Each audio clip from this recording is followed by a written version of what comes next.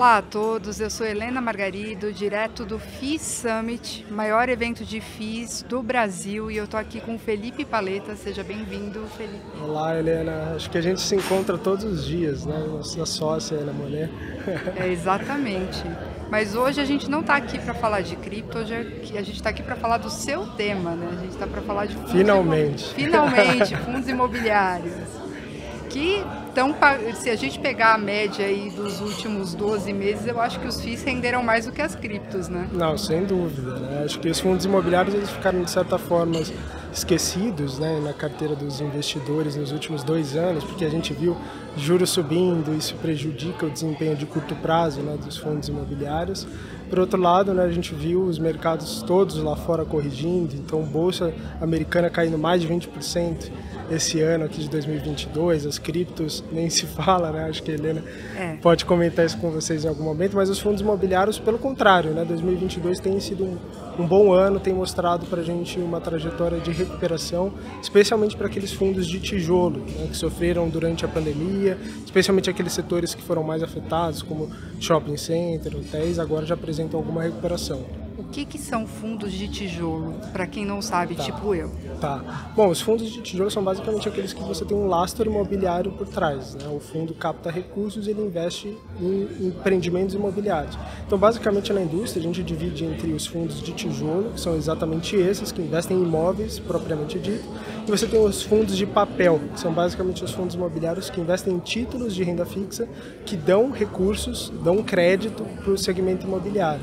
Então, eles são parecidos com títulos de renda fixa, né? A gestora capta recurso e compra múltiplos títulos de renda fixa que são atrelados, por exemplo, ao IPCA, ao IGPM ou o próprio CDI e que ao longo do tempo vão trazendo para o investidor a rentabilidade atrelada a esses títulos. Então, é basicamente assim que a gente diferencia o que é um fundo de papel e um fundo de tijolo. Entendi. Agora diz uma coisa, quando a gente está avaliando o preço de um imóvel, né, é muito fácil, a gente tem vários índices ali para calcular valor por metro quadrado dentro de determinado bairro, aí fica mais fácil a gente descobrir se está caro ou se está barato um imóvel que a gente está olhando. E para avaliar fundo de investimento imobiliário, como que vocês fazem? Como que tem várias formas, né? Acho que o investidor, pessoa física, está muito acostumado a olhar algumas métricas, né? Então, dividend yield, basicamente você sabe quanto que aquele fundo, né, aqueles empreendimentos imobiliários estão distribuindo de dividendos em relação ao quanto eles valem no mercado atualmente, ou comparar quanto que vale o preço, né, hoje no mercado em relação ao que está ali no patrimônio, no balanço, né, do fundo registrado como valor dos imóveis. Então, se está 1, significa que o mercado está avaliando igualmente ao valor ali registrado no balanço. Se ele está abaixo de 1, pode ser um indício de um desconto, né? O mercado está subavaliando aqueles empreendimentos. Mas eu acho que a forma mais justa de você chegar num valor aproximado é fazendo o velho e bom fluxo de caixa descontado, né? É basicamente você entender os imóveis que você está investindo, você conseguir fazer uma projeção baseado nos contratos que já existem de locação imobiliária, quanto você vai ter de entrada de fluxo de caixa nos próximos anos e trazer isso a valor presente basicamente para uma taxa livre de risco, né? Ou seja, uma taxa Selic, que basicamente dá para o investidor a sensibilidade de custo de oportunidade, né? Porque afinal de contas você poderia pegar aquele seu dinheiro e colocar num título do tesouro, né? E não vai correr risco nenhum. Então, assim você consegue ter uma sensibilidade e chegar num valor mais aproximado do valor justo de imóvel. Agora, esse trabalho, aí está a dificuldade, né, de você conseguir fazer uma boa estimativa. Então, aí entra a proximidade com a gestora, que é entender o racional de investimento e de desinvestimento, se a gestora tem uma perspectiva mais de médio e longo prazo, que movimentos ela está fazendo nesse momento. Em relação aos ativos, né, e os locatários, qual é a perspectiva de renovação desses contratos? São reajustados pelo quê? Pelo IGPM, pelo IPCA? Naquela região que ele está, você tem uma capacidade de repassar preço, né? Quando a inflação está em alta. A gente viveu um momento de inflação muito alta no Brasil, IGPM batendo 20%, 25%. Em regiões mais periféricas, você não tem a capacidade de chegar ali no teu inquilino e falar, vou repassar em 25% o seu aluguel. Em um momento em que a economia está mal, provavelmente aquele negócio que está ali estabelecido, muitas vezes, ele não está faturando. Então você tem que ter essa sensibilidade de ativos de extrema qualidade, ativos de qualidade menor e tentar incorporar tudo isso nos seus modelos de avaliação. por isso que o trabalho dos analistas, né, ele é muito importante, né, para trazer para o investidor um pouco mais de segurança, né? Em tese, o analista tem um pouco mais de segurança e informação para conseguir fazer melhor essas estimativas de crescimento de receita. Então, no fim das contas, é informação pra caramba que você tem que buscar, né, para avaliar um FII. Demais, demais. Acho que, como você falou, tem as informações que são mais óbvias, que acho que você, quando compra um imóvel residencial, um apartamento, você já está meio acostumado a olhar quanto que é o valor por metro quadrado ali daquela região, para não saber se você não está pagando muito mais caro, se está justo. Você vai lá até, às vezes, no vizinho, pergunta quanto que você vendeu aquele seu apartamento naquela região, então você já tem um pouco dessa sensibilidade. Acho que todo mundo já conhece um pouco essas métricas, mas acho que quando a gente fala de fundos imobiliários, a gente está falando sobre múltiplos ativos, né? Então, mais do que talvez entender os números ali para colocar em sua projeção, é entender a cabeça daquele gestor que está por trás, né? Porque no final das contas você está dando o seu recurso na mão daquele gestor, ele já tem uma cabeça, ele tem uma filosofia, ó, vou investir só em São Paulo, em regiões mais adensadas, onde eu tenho uma vantagem competitiva em relação ao valor do metro quadrado. Por exemplo, na Faria Lima, né, onde a gente está nesse momento aqui, é a região mais premium de São Paulo para escritórios comerciais. Hoje, basicamente, a vacância é zero aqui, você tem imóveis valorizando bastante, né, tanto em aluguel quanto em valor por metro quadrado, e a economia está parada, né? Então isso mostra um pouco da sensibilidade, que se você andar de repente ali 5, 10 quilômetros, for por a região do Morumbi, você vai ver que o preço já é muito mais baixo, né? Mas a vacância também é maior, né? A vacância também é maior, então ter esse olho um pouco mais clínico, né? Então conseguir entender a cabeça do gestor faz toda a diferença no final das contas. E aí, no fim do dia, onde você encontra todo esse tipo de informação que você precisa? Então, isso é muito interessante, porque hoje o nível de governança, de informação da indústria, ele é muito melhor do que a gente tinha há 5 anos. Então, hoje, basicamente, toda gestora divulga um relatório gerencial todos os meses em relação ali ao portfólio. Na média, assim, são relatórios bons em termos de informação. Hoje são muito mais acessíveis, já tem áreas de relação com investidores, então você consegue ligar, entrar em contato, tirar dúvida em relação àqueles imóveis, movimento, por que está caindo o aluguel, qual é o risco de você não ter uma renovação daqueles inquilinos, como que está o negócio daqueles inquilinos. Então acho que hoje a informação está muito mais acessível. Se você jogar o ticker, né, o código de negociação daquele fundo no Google, né, você já vai chegar em algum momento ali no relatório gerencial da gestora, né? Então hoje está muito facilitado, né, o acesso às informações. Tem hoje os fóruns, são muitos fóruns. Claro, tem que tomar um cuidado com esses fóruns, tá? Mas hoje na média tem muita informação disponível. Nossa, bem legal. E diz uma coisa, quantos fundos de investimento imobiliários existem hoje no Brasil, aproximadamente? Tá. Hoje a gente tem mais de 300 fundos imobiliários listados no Brasil. Caramba! Se você compara, inclusive, o número de fundos imobiliários, que encostam ali nos 400, com o número de ações listadas na Bolsa, os fundos imobiliários são até parcialmente mais maiores em termos de número de ativos negociados do que ações na Bolsa brasileira. Se considerar a quantidade de ativos embaixo de cada fundo, né? Exatamente, e assim, se você levar em consideração, né, que a indústria de fundos imobiliários ela nasce ali em 93, mas passa a ser mais representativa em bolsa a partir de 2010, é um crescimento exponencial.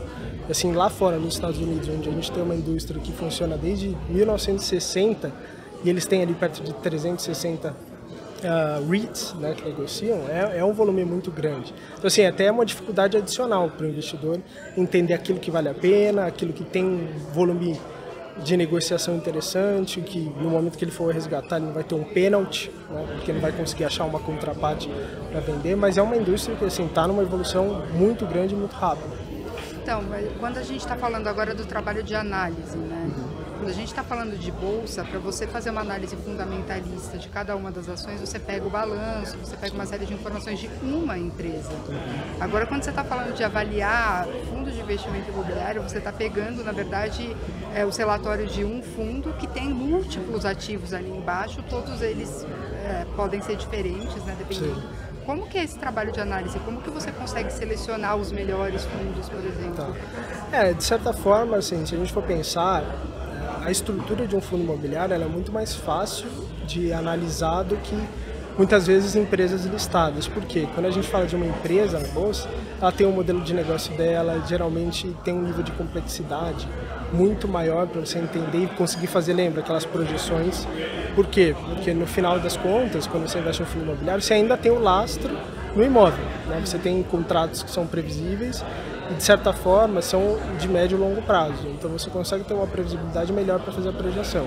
Quando você pega, por exemplo, uma Suzano, uma empresa de papel e celulose, né, que depende de uma commodity que é negociada no mercado internacional, você tem a precificação da commodity baseada em diversos mercados fora do Brasil. Com fatores macroeconômicos locais e internacionais afetando no preço. Exatamente, então fica muito mais complexo fazer esse tipo de avaliação. Por outro lado, né, nos fundos imobiliários, quanto mais a indústria avança, mais as gestoras têm um patrimônio maior é o número de imóveis dentro dos fundos imobiliários. Então isso vai adicionando um pouco de complexidade e aí a necessidade do investidor, ele vai passando a ser cada vez mais top-down do que bottom-up. O que seria isso? Você tentar entender melhor a estratégia macro do fundo, entender de forma mais generalizada como, o que acontece, a estratégia do fundo, é região Nordeste, é Sudeste, qual que é a característica daqueles imóveis, nível de precificação,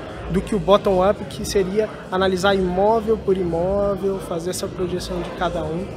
Então, quanto mais a indústria avança, mais a tendência é que a gente veja essa avaliação um pouco mais macro, que é o que acontece nos Estados Unidos, né? Você tem REITs lá que negociam, que tem no seu portfólio mais de 5 mil empreendimentos imobiliários, né? Então, assim, é uma enormidade. Só para você ter uma comparação, né, hoje dentro da indústria toda de fundos imobiliários no Brasil, a gente tem menos de 1.000 imóveis listados, individuais.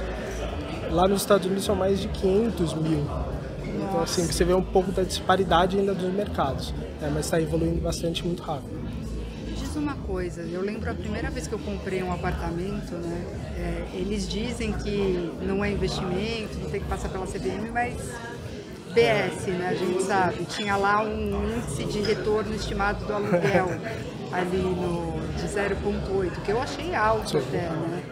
Falei, nossa, eu vou investir isso no imóvel, se eu quiser alugar, eu vou conseguir alugar por 0,8 o valor. Falei, caramba. E aí eu fico com essa dúvida sempre, porque isso daí deve ser algo que deve ser colocado na conta e é uma estimativa que deve ser feita constantemente, né, dentro dos FIIs. Como é que estima o valor do aluguel? Tá. Então, acho que a gente leva em consideração várias métricas. Acho que você entender a região onde você está, você consegue olhar para os pares e ter uma perspectiva. Então, se você comprou ali no Alto de Pinheiros um apartamento, né? Você vai olhar para os imóveis já consolidados, aqueles que têm uma idade avançada, maior de 5 anos, você já tem um histórico que você consegue fazer uma análise, você vai fazer uma estimativa, né? Você consegue estimar, por exemplo, quanto que é o valor médio daquela região como um todo para fazer as suas estimativas, nível de vacância da região, então tudo isso entra naquela equação para você conseguir fazer uma projeção, né? Muitas vezes os próprios fundos imobiliários, quando vão se listar ali na bolsa pela primeira vez, soltam um prospecto maior, eles também fazem a mesma coisa. Então eles colocam ali uma projeção para os próximos 5, às vezes 10 anos de expectativa com os imóveis naquele momento dentro do portfólio, que ele consegue gerar de rendimentos mensais. É óbvio que o nosso papel é acompanhando depois mês a mês para ver se acontece, né, de fato aquilo que estava sendo estimado. E aí a grande diferença entre investir fisicamente através dos fundos imobiliários é que fundos imobiliários você consegue tomar decisão de arrependimento, né, a qualquer momento, e a liquidez é muito alta. Sim. Então, se você tiver ali 500 mil, R$1 milhão investido em fundos imobiliários, você consegue se desfazer em uma semana daquilo. Vai tentar vender aquele seu imóvel. Um apartamento de 1 milhão em uma semana é praticamente impossível. É impossível, além de todo o custo na burocracia que você teria ali de escrituração, de transferência, e pagar imposto de renda sobre o ganho de capital. Imposto, corretagem, ITBI, Exatamente. Toda a treta. Exatamente. Então, para o investidor pequeno, né, individual, cada vez mais faz mais sentido, né, você ter mais fundos imobiliários dentro do seu portfólio do que você fazer um investimento de repente em uma lojinha comercial, né, ali do teu bairro, e você vai correr um risco de vacância, vai ter que se preocupar em relação ao inquilino. Então acho que tem todas essas vantagens da indústria de fundos imobiliários. No fim das contas, nos FIIs você pulveriza teu risco também, né? Tem essa vantagem. Em vez de ficar com um imóvel que pode eventualmente estar vago e você não está recebendo aluguel, você pulveriza em frações de N imóveis ali. Exato. E até em estratégia, né? Porque você como investidor individual, fica um pouco mais limitado ao tamanho do cheque. Sim. Então, de repente, aquele apartamento que você consegue comprar além daquele que você já vive, uma salinha comercial. Agora, com fundos imobiliários, você consegue comprar pedacinhos de shopping, né, de galpões logísticos. Então, você consegue também diversificar entre setores e aí, a depender de como a economia está, né, você vai ter até uma vantagem, né, em relação àquela pessoa que está fazendo investimentos mais concentrados em determinados nichos, né? Então, eu acho que essa é uma das grandes vantagens da indústria.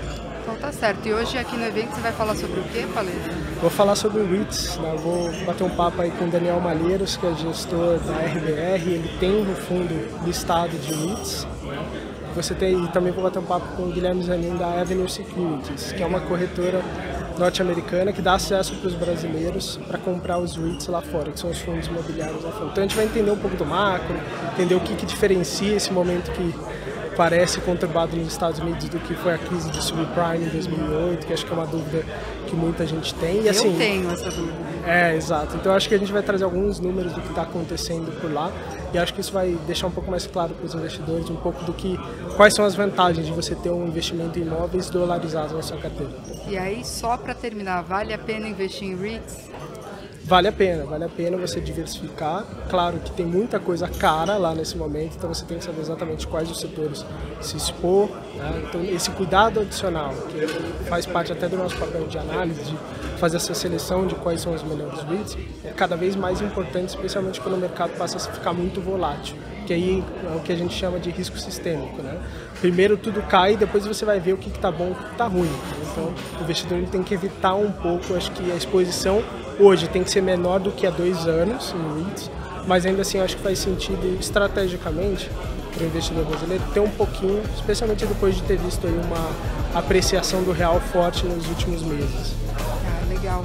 Então, gente, é isso. Obrigada, Paleta, pela sua participação.